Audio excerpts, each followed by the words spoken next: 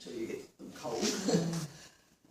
The dough that you've got, we'll put them in plastic bags or in your bowls, that's fine, you can take them home.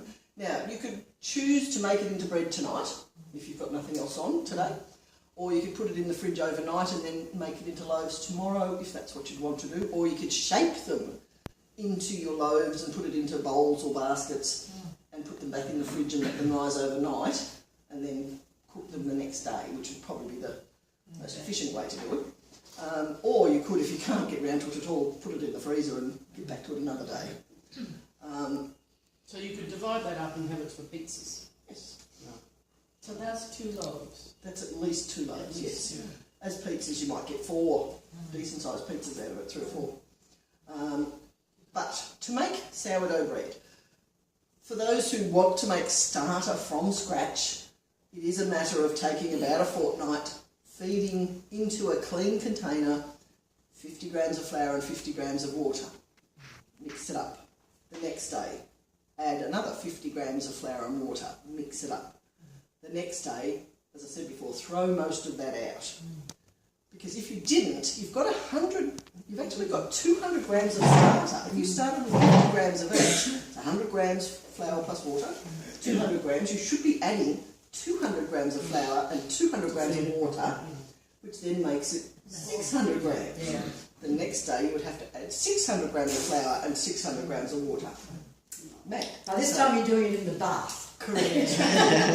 So if you throw away little bits often, you only have to keep feeding small amounts. And as I said before, after about 4 or 5 days you will get lots of activity and lots of bubbles and you think you have succeeded, but it is the wrong critters in charge. You have to wait for them to die off and another lot of acid-loving ones to come in charge. And so this is why it takes nearly 2 weeks of feed, throw it out, feed, throw it out, feed, throw it out. And then if it doubles in size with your rubber band round your jar, overnight, let's say, in 8 to 12 hours, then you know it's ready to go. But it's still a juvenile. It's not a mature, strong, well-flavoured starter until you've used it a fair few times. But it is ready to start making bread. But as I said, try and use all of the starter. Don't hang on to terribly much, or you do end up building up a lake. When you do feed it, you are supposed to feed it 1 part starter and at least 1 part flour and 1 part water, but maybe more if you want more starter. But if you only feed it 1 part starter, 1/4 of a part of flour and water, it's rations. It's not going to grow fast.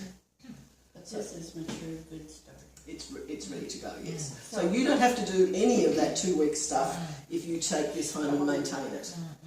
But it's just, if you happen to want to tick it off your list of, I have done this, you can.